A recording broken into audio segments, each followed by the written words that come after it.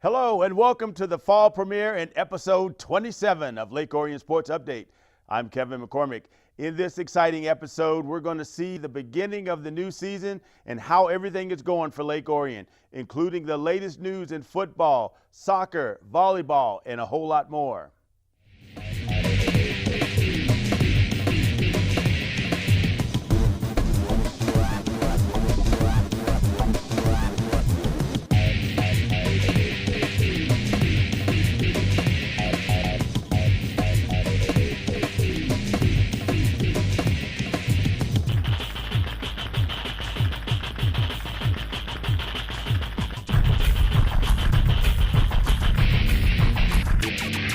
The end of the summer marks the beginning of football season, and the Dragons kicked off their season at Chippewa Valley on August 24th.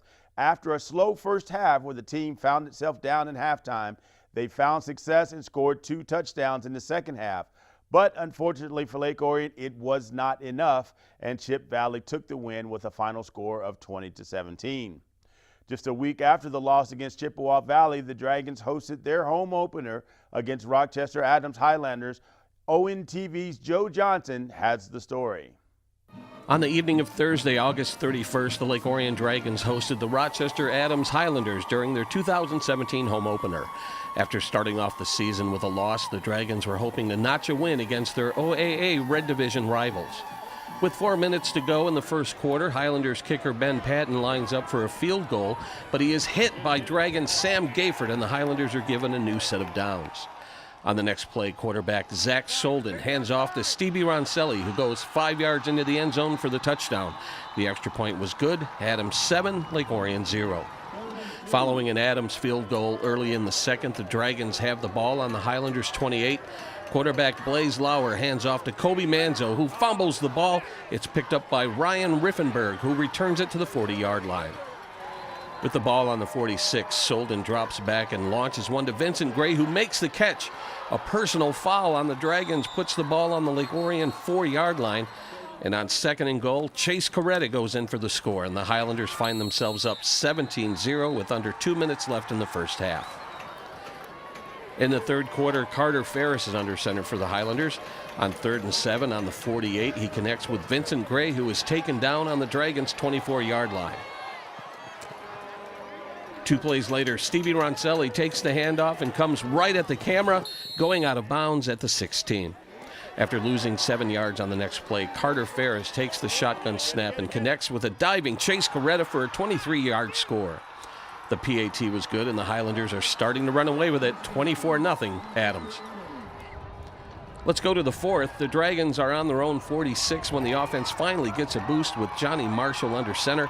He finds a wide-open Pierce Burke at the 39, who's finally taken down on the Highlanders 28. With 11 minutes left to go in the game and down by 32 points, Marshall is facing a 4th down at the 28. He hits Pierce Burke for a first down, keeping the drive alive. Then facing another 4th down situation, Marshall's pass to Burke falls incomplete, and the Highlanders take over on downs. On first down, Carter Ferris attempts a routine handoff, but it's broken up by Kobe Manzo. Josh Wentz falls on the loose ball, and the Dragons regain possession on the Highlanders' 19. On first down, Dylan Frank goes to the outside and is forced out of bounds at the 8-yard line. A face mask penalty and a personal foul on Adams puts the ball on the 1-yard line. On the next play, Dylan Frank pounds the ball into the end zone for Lake Orion's first score of the game. A 2-point conversion makes the score 32-8. But that was all the offense the Dragons could muster. The Highlanders managed one more touchdown to make the final score 39-8. We caught up with first-year Dragons head coach John Blackstock to look back at this tough loss. I'm shocked. I think we're all a little bit shocked. I got to give Adams a lot of credit. You know, Tony had those guys ready to go. They came in, fired up, and played a great game. They're great at what they do in terms of offensively and defensively. They don't do a lot, but they do it really well. And that's something that we're really trying to work towards. You know, with a little bit different scheme, but trying to get to that type of play. And you know, I just felt we had a lot of mental mistakes. You know, things that we did really well during the week, just kind of didn't happen for us tonight. You know, and we've got some more things to clean up. From Dragon Stadium, this is Joe Johnson reporting for ON TV Sports. The following week, the Dragons hosted a game against the West Bloomfield Lakers. Both teams were starving for a win going in, with both teams being 0-2.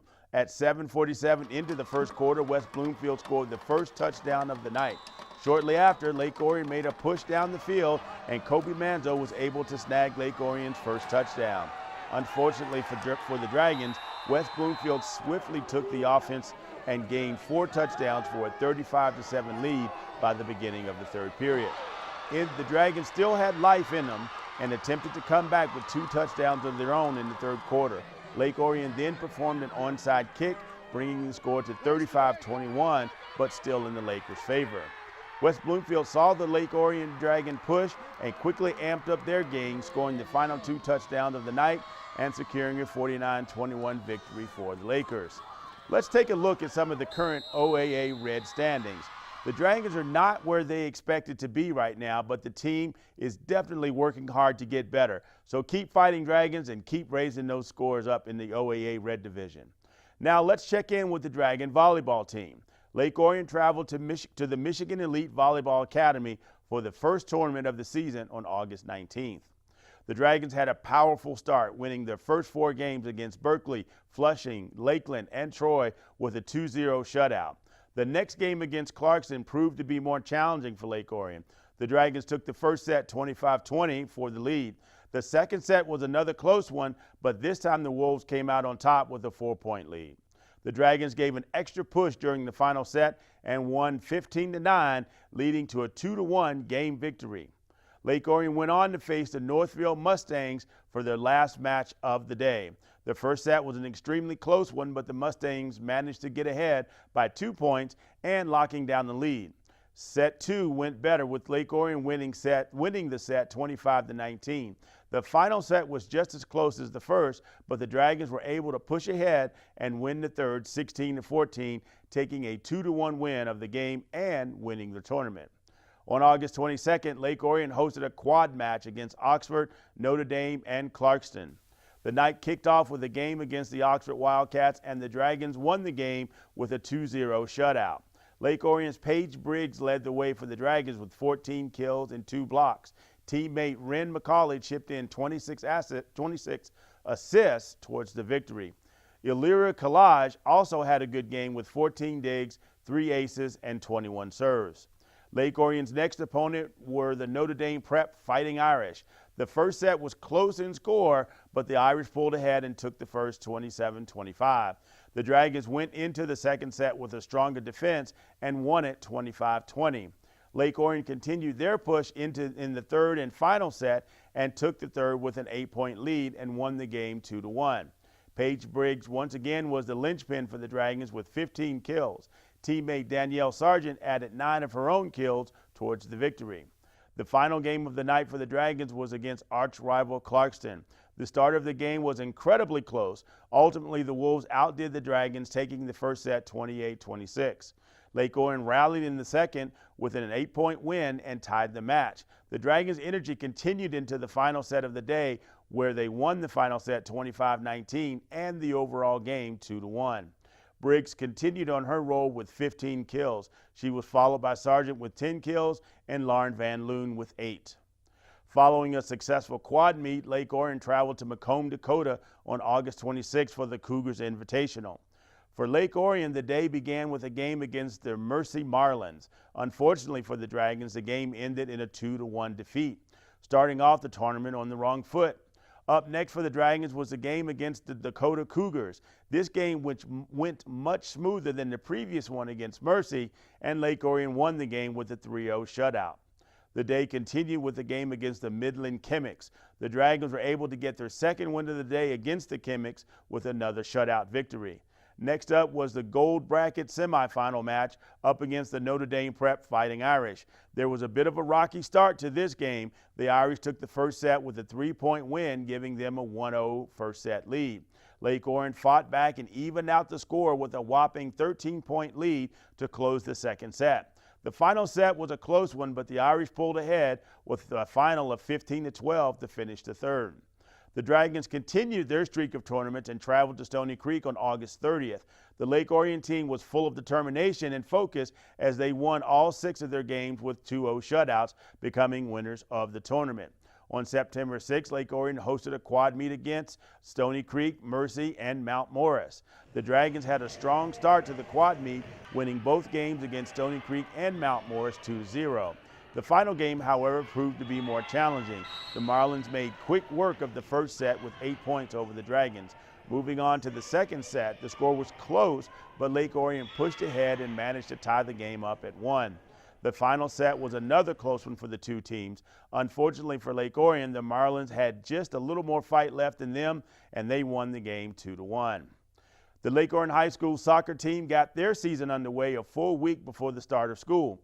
The Dragons began their season on the road, falling to Troy Athens 3-1, but bounced back in a big way when the Maples of Seaholm rolled into Lake Orion for the home opener.